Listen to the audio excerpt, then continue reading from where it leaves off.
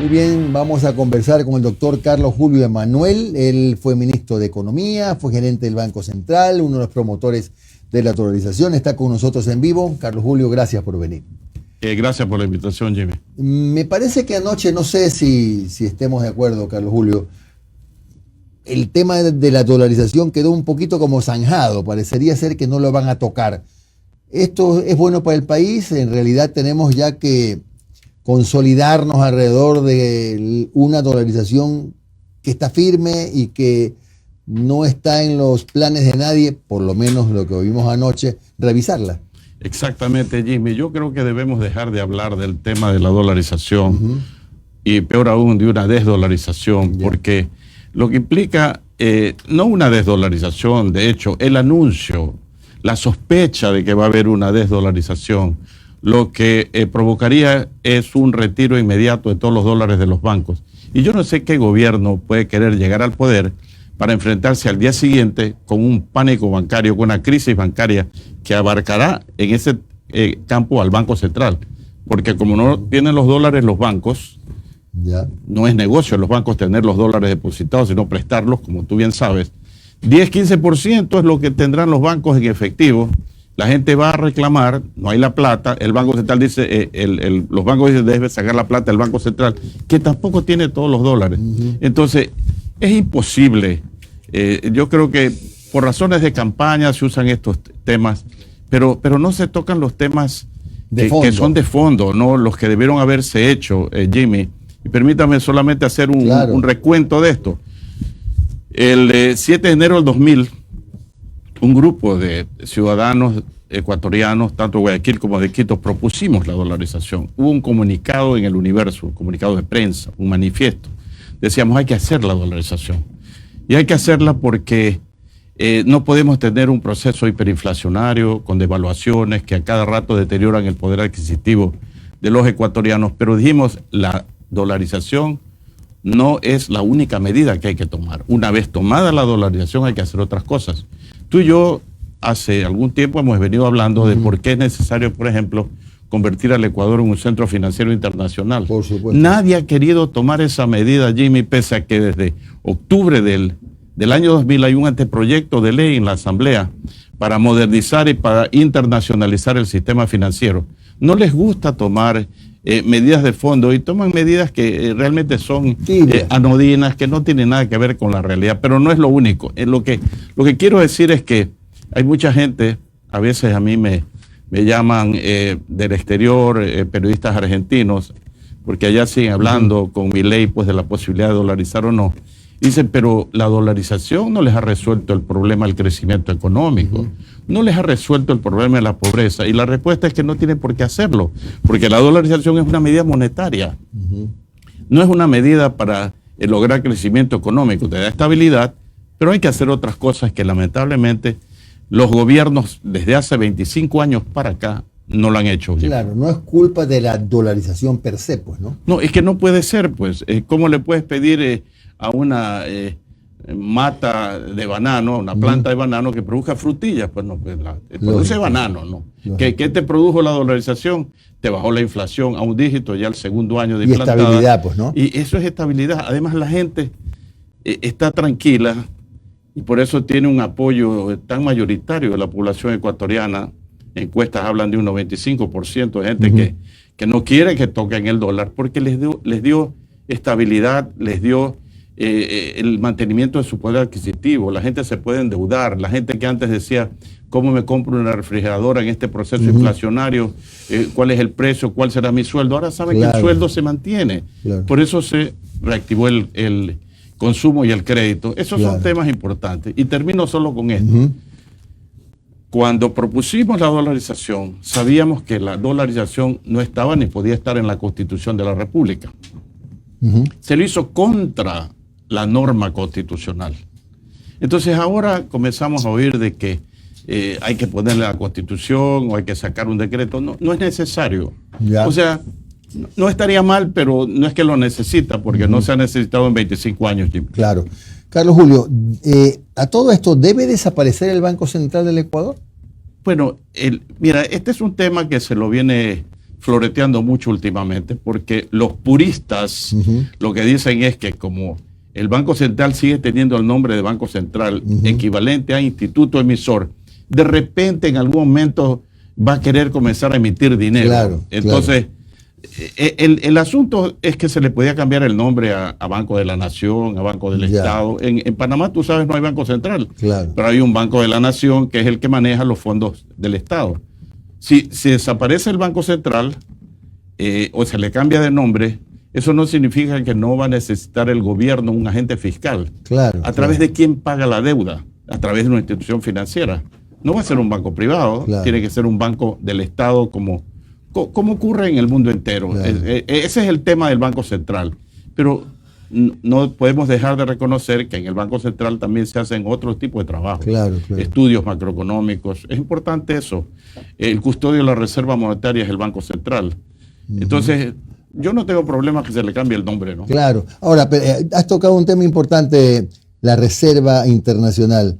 ¿Hay que tocar la Reserva Internacional para fortalecer la economía, como se ha dicho en la campaña, de que la candidata, por lo menos la candidata González, escuché que para reactivar la economía, si fuera necesario, tocarían o tomarían recursos de la Reserva? ¿Qué pasa si eso llegara a ocurrir acá? A ver, si hacemos un recuento de las declaraciones de candidatos presidenciales, muchos, no todos, han hablado de tomar fondos de la Reserva Monetaria. Correcto. Todos.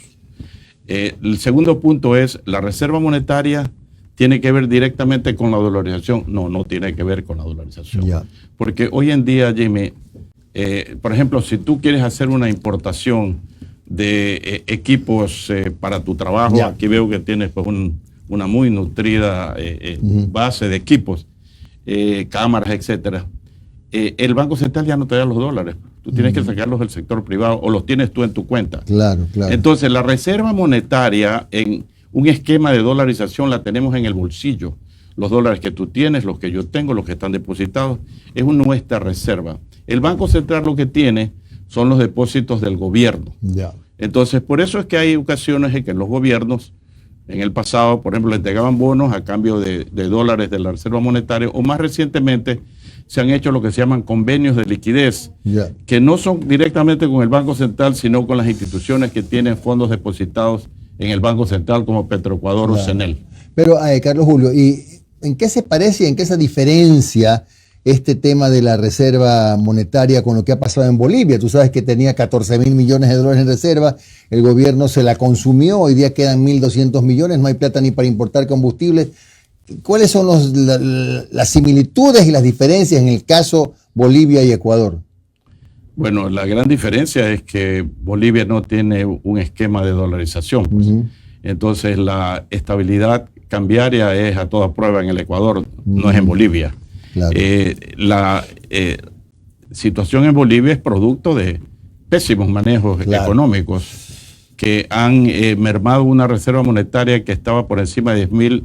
14.000 era. Por encima, 12, 13, 14.000, ha ido bajando y ahora está en un 10% de lo que era eso. Pero Bolivia también tiene gravísimos problemas políticos, como tú conoces, ¿no? El expresidente Evo Morales tiene todavía un gran contingente en el Congreso y bloquea todo tipo de medidas. Entonces, ellos primero tienen que tomar medidas estructurales que en el Ecuador con la dolarización se tomaron, porque ahorita no importa lo que digan las bancadas del Congreso Nacional, de la Asamblea, porque estamos blindados con la dolarización. Así es. Carlos Julio, ¿por qué es importante, te lo he escuchado decir, reanudar relaciones comerciales, diplomáticas con México?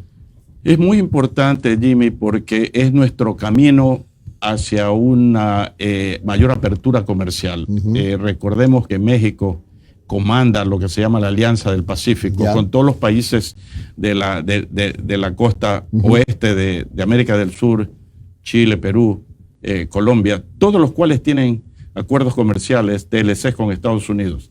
Nosotros estábamos encaminados a tener un acuerdo, a ser aceptados en la Alianza del Pacífico. Y es importante porque uno de los países de esa alianza, si uno de ellos veta nuestro ingreso, ya no podemos ingresar. Entonces, yo creo que hay que retomar de manera inteligente relaciones diplomáticas con México con el propósito de poder ingresar a la Alianza del Pacífico y de esa manera, hasta uno podría decir, por la puerta de atrás, entrar al mercado americano sin aranceles. Y con un TLC. Claro, con un TLC. Es Ahora, que todos tienen TLC claro, con Estados Unidos. El momento que tú estás haciendo negocios con estos países, tus productos van a gozar de los mismos beneficios que tienen ellos con Estados Unidos. ¿Cómo hacer para que un TLC con Estados Unidos no afecte a la producción nacional? ¿O no haya una competencia que se puede percibir desde algunos sectores como desleal? Siempre va a haber ese tema, ¿no? Porque algunos sectores se van a ver afectados, sectores de poca productividad. Pero, por ejemplo, yo no vi esa discusión que fuera significativa cuando se negoció el tratado con China, que tiene mucha más capacidad para eliminar un montón de productores ecuatorianos, artesanías y pequeños productores. Y con China ya, ayer escuchamos que ya está prácticamente listo el acuerdo. Entonces, con Corea también pasó algo parecido, y esto lo sé de primera mano porque mi hermano Eduardo estuvo embajador en Corea y él logró llevar a cabo esa negociación que también quedó lista para la firma. Corea también es un enorme mercado que nos favorecería. Yo soy partidario. Canadá también, ¿no? Claro, Canadá también. Yo soy partidario de tener la mayor parte de acuerdos comerciales, porque es una manera de dejar de pensar como comarca, como aldea, y pensar en el mundo globalizado en el que vivimos. Claro, fíjate, Carlos Julio, yo considero que ese tema, en lo económico hubo algunos vacíos provocados por el cuestionario, ¿no? Pero no se habló de la integración al comercio internacional, no se habló del tema del petróleo, de la necesidad o no de abrir a la inversión internacional, la exploración de nuevos campos, nada, no se habló nada, porque ni siquiera estaba debidamente puntualizado en las preguntas. El tema de la inversión extranjera se lo tocó, pero no se tocó el mayor obstáculo a la inversión extranjera, que es la inseguridad jurídica en el país. Claro, por supuesto. La falta de reglas claras, ¿no? No hay respeto al Estado de Derecho en el Ecuador, no hay separación de poderes del Estado, la función judicial no es independiente. Tú sabes bien, tú tienes experiencia aquí en el Ecuador, las sentencias judiciales en el Ecuador, no todas, muchas tienen precio. Pancho Suez decía, que paz descanse Pancho, hace 3 años, Ecuador tiene el mejor sistema judicial que el dinero puede pagar. Porque realmente es así, ¿no? Nosotros tenemos que decir lo que es verdad. Pero hay otro tema que no se trató, Jimmy, y que tú lo conoces porque en algún momento lo hemos conversado, y es el tema de la deuda.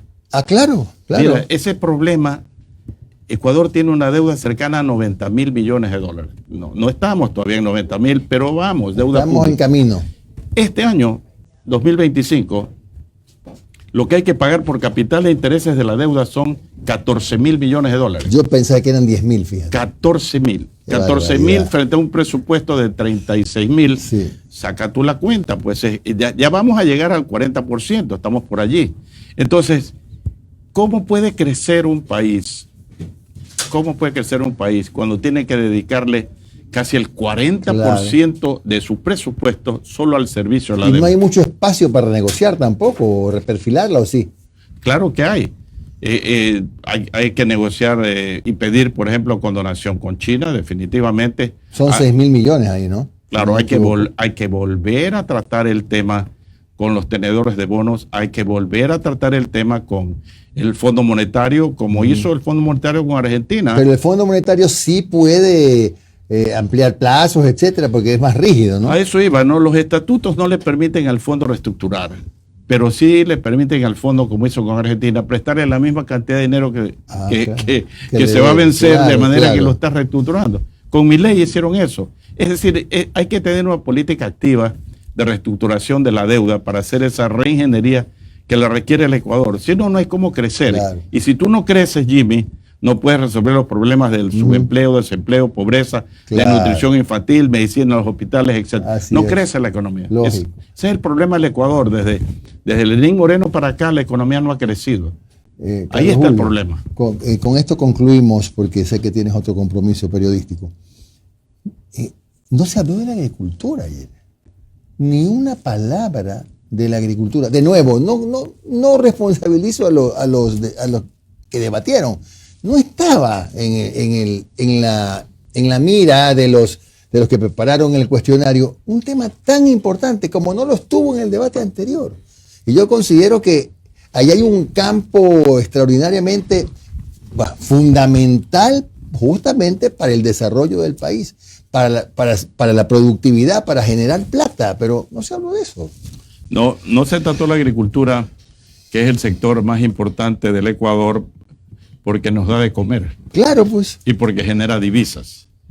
Y tampoco se trató un tema que para mí es importante. Si yo hubiera sugerido una pregunta a los debatientes, hubiera hecho que la moderadora les pregunte: ¿está usted dispuesto el primer día de funciones a enviar una carta al secretario general de Naciones Unidas, Antonio Guterres, pidiéndole que conforme una comisión internacional de lucha contra la corrupción y la impunidad? ¿Está de acuerdo, sí o no? Porque es lo que necesita el Ecuador. Todo el mundo habla de la corrupción, sabemos que corroe los cimientos básicos de toda nuestra institucionalidad, pero no hacemos nada de fondo para ello. Y yo creo que un gobierno comprometido en la lucha contra la corrupción debe dar señales de que quiere tener un proceso, un gobierno de cero corrupción. Esa sería una pregunta que yo esperaba que aquellos que diseñan pues este cuestionario, que no se sabe quiénes son anónimos, por ahí están en algún lado, se les olvidan las cosas que son fundamentales. Ecuador tiene un problema grave de corrupción, Ecuador tiene un problema grave de crecimiento económico, tiene un problema grave de endeudamiento público. Esos temas yo creo que son importantes que se diluciden antes de las elecciones del 12 de abril. Agrego para concluir, Carlos Julio, en el tema agrícola, ni siquiera tenemos un censo agropecuario actualizado. Exactamente.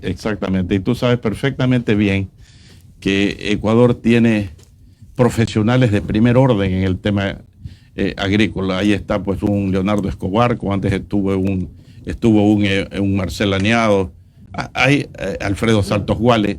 Tenemos gente preparada, pero yo no sé por qué razón, cada vez que llega un nuevo gobierno, se le falta el respeto a la agricultura y se nombran personas que no tienen nada que ver con el sector. Pues un gobierno anterior nombró a ministra de Agricultura a una ingeniera en turismo, ¿no? Entonces, sí. ¿Cómo puedes avanzar así en un sector tan importante como es la agricultura, Jimmy? Muchas gracias al doctor Carlos Julio Emanuel. Siempre un gusto entrevistarte, Carlos Julio. Es ministro de Economía, gerente del Banco Central y promotor de la dolarización.